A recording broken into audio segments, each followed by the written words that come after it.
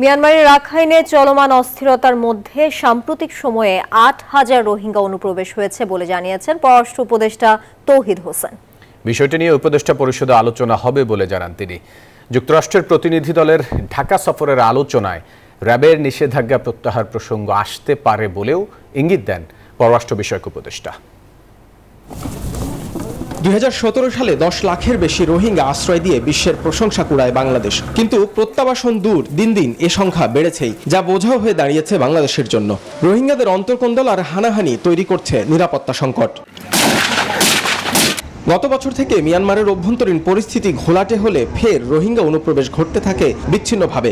সাম্প্রতিক সময়ের অস্থিরতায় ৮,০০০ রোহিঙ্গা এরই মধ্যে ঢুকে পড়েছেন বলে জানালেন পররাষ্ট্র বিষয়ক উপদেষ্টা। তথ্য আছে যে অ্যাবাউট ৮,০০০ রোহিঙ্গা ঢুকে গেছে।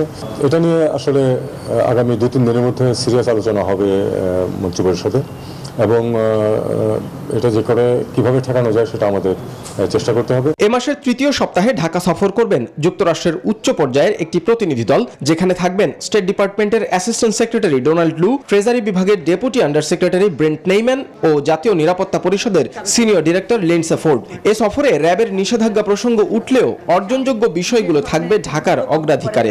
র্যাবের উপর স্যাংশনটা আমি অন্তত দেখিনি যে এটা নিয়ে আলোচনা আমরা করবো এখন কিনা। প্রসঙ্গ উঠতেই পারে, তবে দেখতে হবে যে আসলে আমাদের সবচেয়ে ভালো স্বার্থ যেভাবে সংরক্ষিত হয় সেদিকে আমরা এগোবো। সেক্ষেত্রে আমাদের অ্যাচিভেবল যেগুলি আছে সেগুলি দেখতে হবে।